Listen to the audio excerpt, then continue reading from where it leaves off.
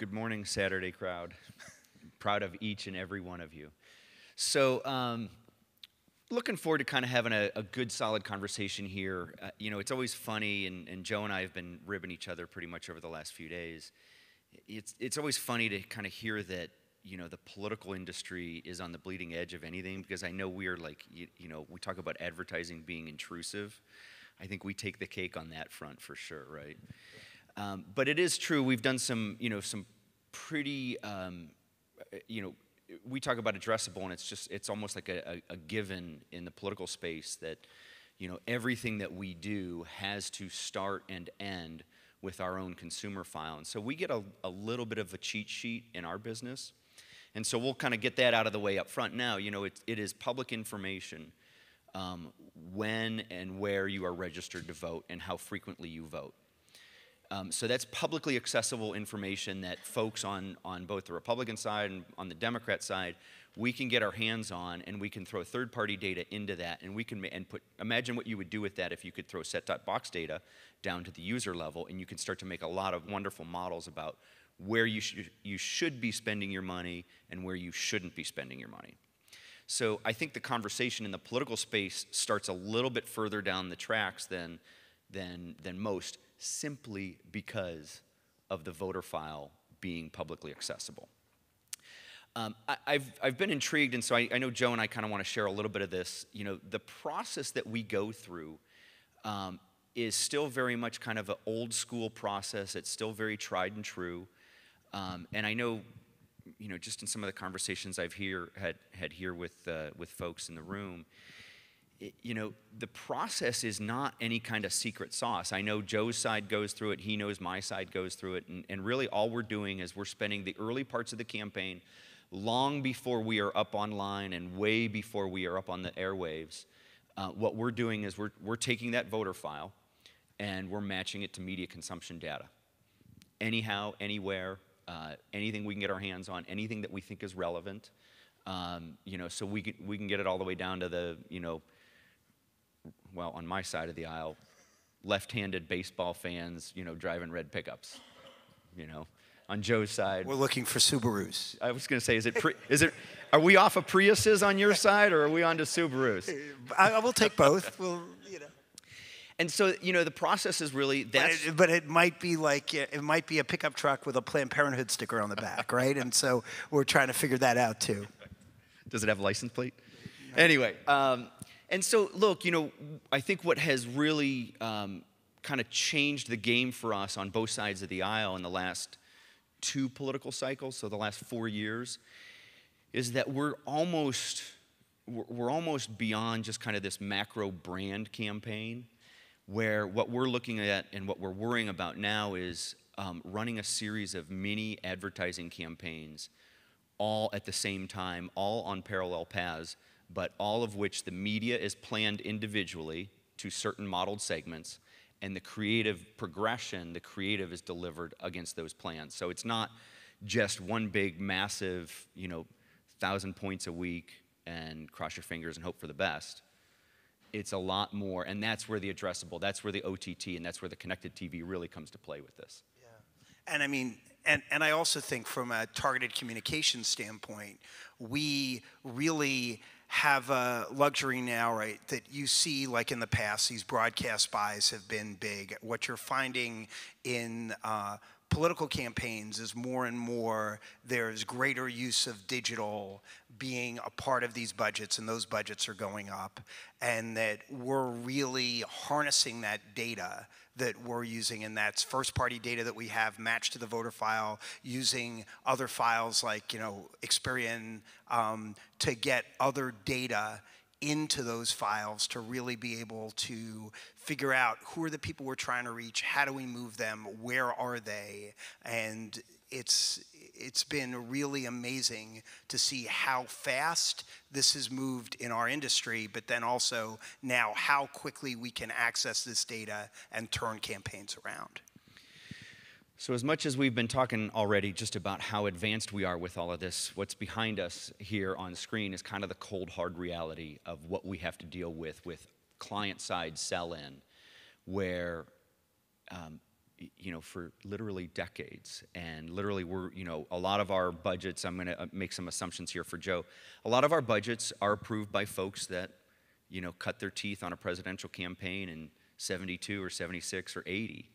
And so the concept of just broadcast television is still the dominant force for almost everybody in political advertising.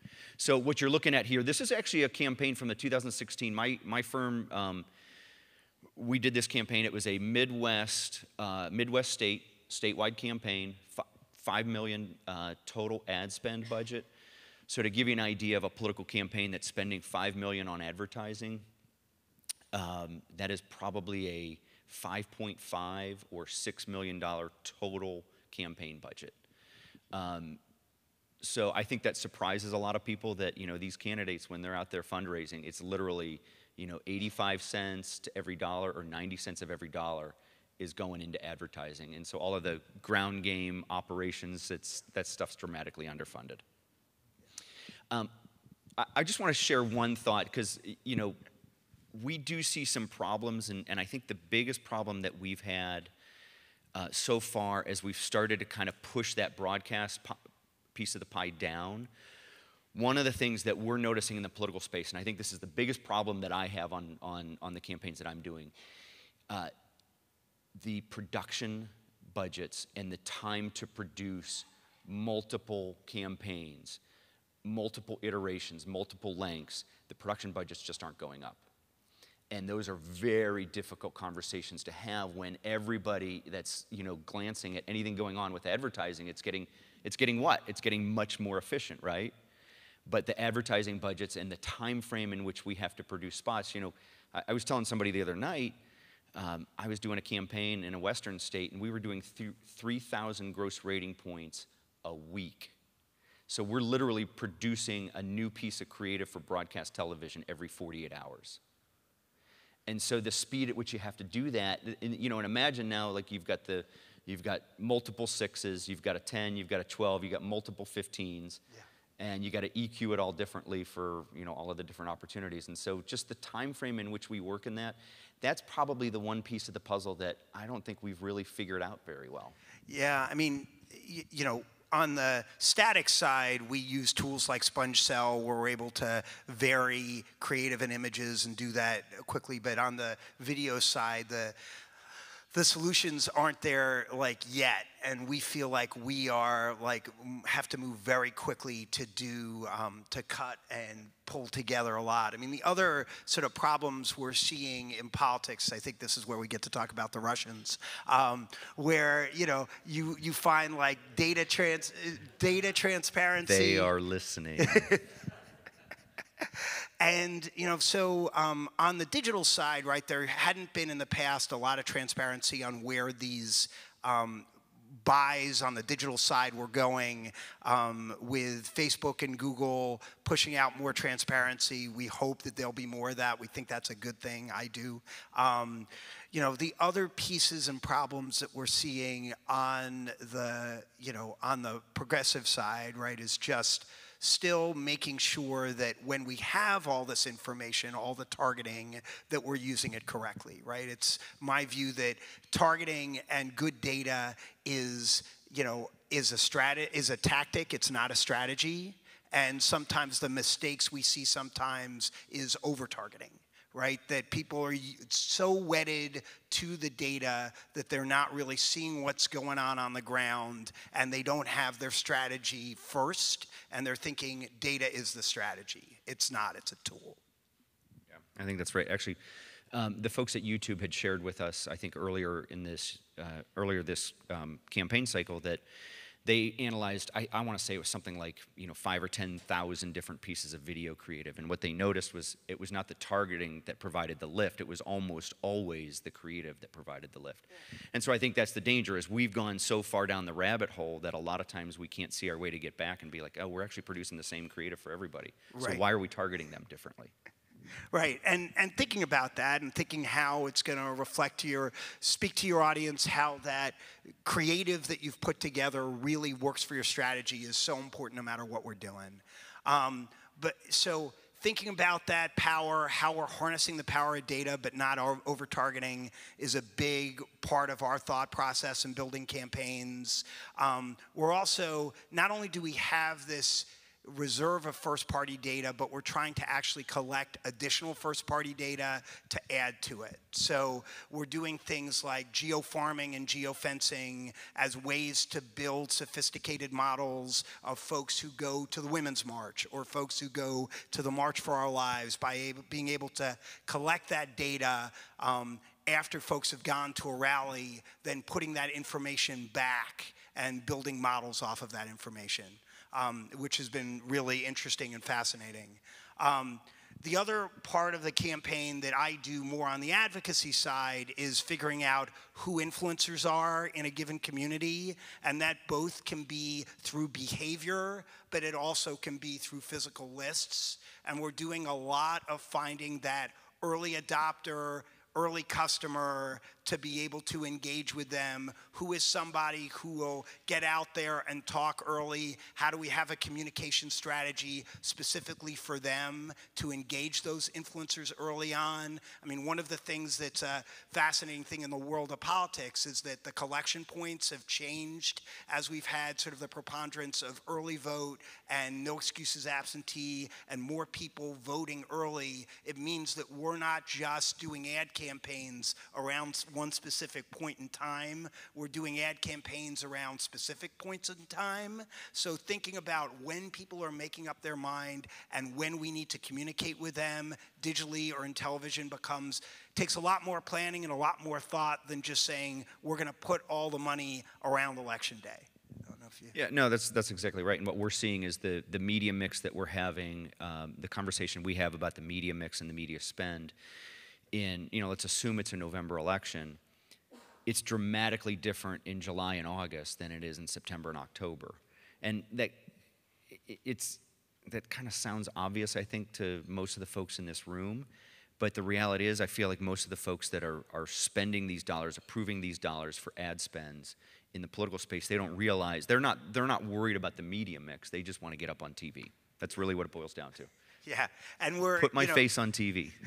Again, sort of being in the targeted communication space, it's my job really to get the client to understand that that isn't always the best use of their spend, and really thinking about that engagement and how we really build audience engagement over a long term in the political space is 3 months, right? But we've been, like, with our groups and organizations, really experimenting with content marketing tactics that come out of the non-political work, right, and out of corporate work that allows us to think about how do we create greater engagement by using content to get people to have a two-way conversation with a client as opposed to just a one-way. So geofencing, right, we do a lot of this for lawmakers. We do a lot of this to reach lawmakers and lawmaker staff. That has been sort of a mainstay of what we've been doing, whether that's geofencing or IP targeting. We've been doing that now for a number of years and has worked very well for us on advocacy campaigns. And we're able to do this at very scalable budgets, which really helps us, so we can do very small micro buys to reach groups of people, and it allows us to do that and not have to spend $1 million, but actually be able to reach people at the $10,000 or $15,000 level, which really makes it be super affordable for us in the geofencing. And then the geofarming, which has really come online for us in the last year and a half or so, which allows us to collect data as people are going to rallies or going to events or going to work sites, right, and be able to match that back to voter file data is also something we're able to really do in a sophisticated way. So, yeah, I mean, look, this is the age-old question for us, is the timing of this, and the data that we've seen and the survey work that's been done both offline and online is dramatically different than what it used to be, 2 or 3 or 4 cycles ago. So the problem that we're having, I think, in our space is, we know we want to be first to market. We know there's value in having the name ID and, kind of building the brand affinity stuff early. without blowing the bank, right? Without blowing the budget. But what we're noticing as, I guess, politics has become more and more of a blood sport, thanks to Joe's side of the aisle, is most folks are becoming late deciders. So before, it was always a very difficult conversation to think about getting somebody, if they had made up their mind for candidate A versus candidate B in September, you almost never wanted to spend ad dollars chasing them to persuade them back, right? But now what we're finding is people are becoming more movable, more persuadable even later in the game, even if it's 2 or 3 weeks out from the election. So it's not just an undecideds game, like everybody talks about, like, hey, you know, let's go spend $100 million in Ohio the last week and cross your fingers and see if we can do it. People are much more movable than they used to be. So that has influenced how we spend and when we spend much more than I ever would have thought. Yeah, and what we're finding as well, which is a little bit different, is that moving people sort of outside the political sphere and engaging within a conversation around issues sometimes is a lot more effective than just being in a conversation around politics. And so when that we're able to do earlier and maybe move voters around issues and accountability around elected officials early on. And so what we're finding is in our spending for groups, we're doing that a lot earlier than we're doing spending for campaigns. So how can companies use the tactics that we're talking about, and how does this translate into the commercial world? I think in some extent you all are doing a lot of these tactics, but the idea of geofencing and geofarming, the idea of creating engagement with people early on and figuring out who your core customers are and creating longer term engagement with them is something that we have really, I think, learned from the corporate world and really put that into our space. I think what we've also seen, though, is the storytelling that we do in sort of very fast but lightweight storytelling and user-generated content is stuff that we're seeing the corporate world take notice and really start to use.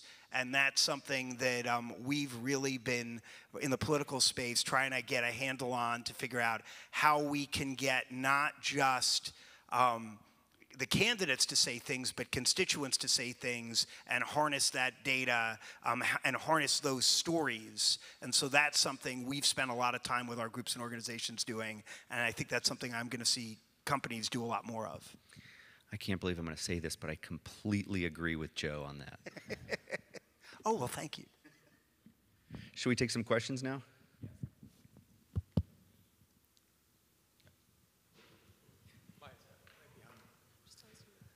Hi, it's Josh from Performix. Quick question. In that pie chart, when you're showing that media mix for that $5 million of spend, I didn't see any type of search budget allocation there. Can we go back to that pie chart? I think I can do that for you. Oh, how do you like that? Yeah, I am doing what I can here. So the reason I wanted to show this is, what I'm looking at with this is purely the video-only budget, okay? I would say that in the 2016 cycle, one of the things that we've seen is that, there's always this uncomfortable conversation that happens in politics where everybody is more concerned about their slice of the pie, right? It happens in your industries too. So what would happen is a lot of the lead strategists or a lot of the committees like the RNC, those types of decision-making operations would basically mandate, we're going to have you spend 10% of your budget on digital. And then within that 10% of the spend, then you can break it up. Last cycle in 2016, just to give you an idea, last cycle, a lot of the numbers that we heard was basically 30% of the advertising spend has to go to digital. And then from there, the bulk of that 30% is obviously digital video. Yeah, and what I'll say is I think search is undervalued in politics. I think that people don't use search as a persuasion or an information tool as much as they should. We really work to try and incorporate it in our campaigns, but it's something that I feel like we should be doing more of. And even though it can be, a small part of the budget, it should be a part of every campaign. We really try and make it. the whole thing that I just agree with Robert too is this sort of arbitrary nature sometimes of the percentages of how budgets are spent, right? I started doing digital in 2003, and we came up with the 10% rule, which was a huge mistake, right? Where we said, oh, we should start with 10% of your budget should go to digital. And people are like, oh, that sounds reasonable. And in reality, what it should be is driven based on your strategy, not driven based on some arbitrary percentage. That's because Al Gore invented the internet, right? Yeah, it's absolutely. Totally. No, there's actually some great tools that we're starting to see come online for this political cycle. So that are actually specifically media mix planning tools that we can kind of ingest first-party data into it and then put in a particular budget over a particular period of time.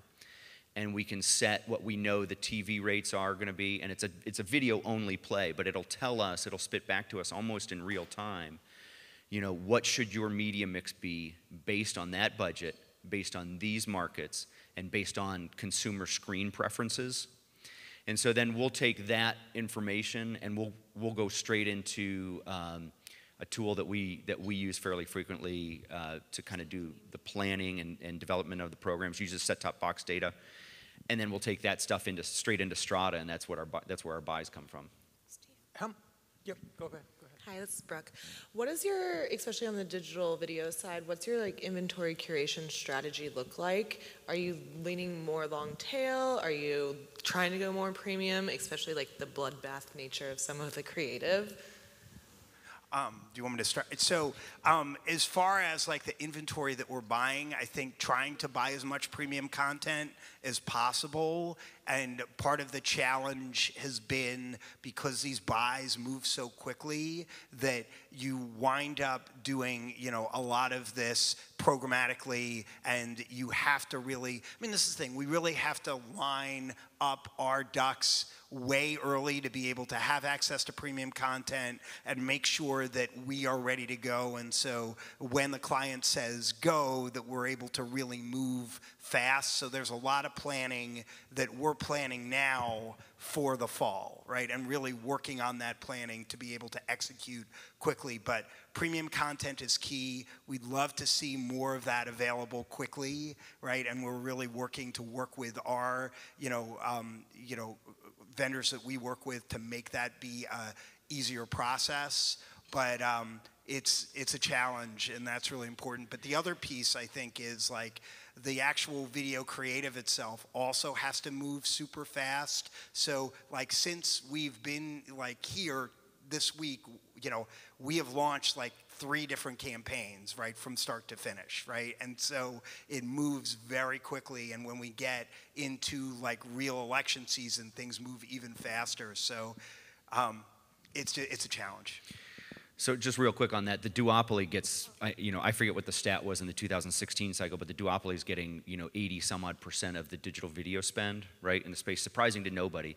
But I do believe that with what we can do now in the OTT space, frankly, I think that's gonna hurt. It's not gonna hurt the television side, it's gonna hurt Google and Facebook. Totally. I think it's gonna come out of that, it has to. Follow-up question there. How do you staff that talent? How do you find people that have the level of skill to run those complex campaigns in just a market where it's hard to find talent, period? So we're starting the year before an election is when we're talking with folks. Right, we're really working and looking for partners way before an election happens, and we have people we've been working with for years, and as technology changes, we're finding new technology partners to help us. But it is a constant interviewing process that we are doing from the agency side to really see who are the people that can do this, what are tests that we can give to folks early on to make sure they can handle it, because not every, partner that we work with can do it. Most cannot. And so we have a lot of folks that have this idea of that'll call us in August of an election year and say, hey, I want to get into the political business. And we'll be like, call me, after November and I can start to talk to you. Yeah, I was going to say there are no new vendor decisions that get made within 8 months of November for us.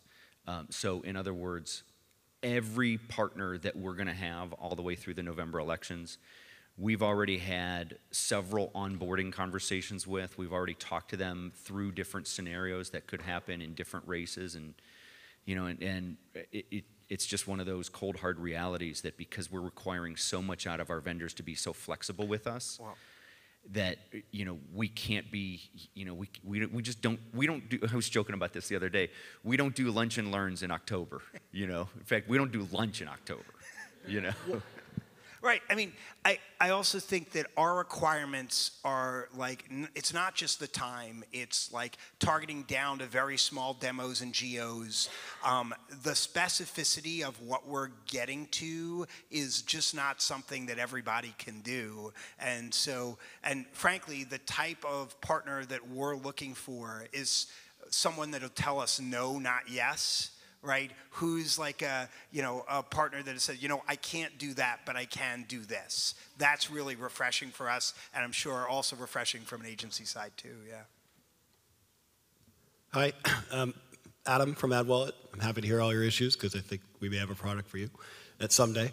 I did have a question. We talk a lot about ad fatigue over the past couple of days. This sort of, the more and more someone sees an ad, the downward perception they have of a brand, or I would say even a candidate. Is that a conversation that's happening at any level in the political sphere? Like, we could run it 100 times near the end or more and more, but are we actually, is it law of appreciating returns? Is that a conversation happening? Ad fatigue, is that what I heard? Yeah, well, yeah, that the individual seeing the ad, the trend is the more and more and more and more they see, at least for a brand, the less and less and less they may like it. Yeah, so the kind of the golden standard in the political space, that is even thriving to this day, unfortunately, is 1,000 gross rating points, right? That saturates your message.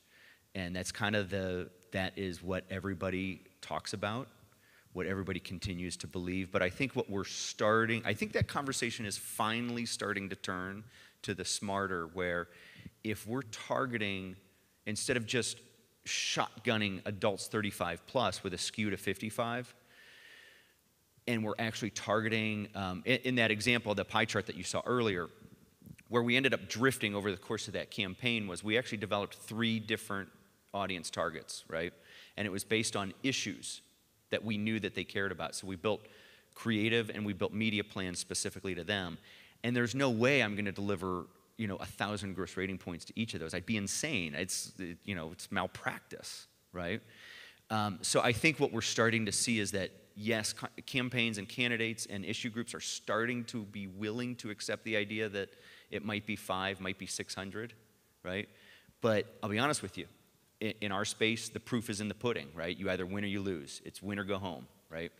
And so it's very hard, as much as we're able to adopt data early, it's very hard to kick old habits. Yeah, and for us, like even more on the digital side, we're focused on floors and caps, right? Of really trying to make sure people aren't seeing an ad too often, and that's something we've really tried to put into place. And I also think the idea of who is in that creative, making sure the creative connects to folks, that it's not just a political talking head, but is an individual or it's user-generated content, and mixing that creative up also helps us get through that ad fatigue. And one of the things that we talked about this week was just that we're using a lot more creative, right? That it's a lot more variation, a lot more creative to specific audiences, and some of that being user-generated, which I think helps. Do we have another one? Yeah, let's do another. Kyle from DataZoo. How much of a role does brand safety play, just given the speed that you have to move at?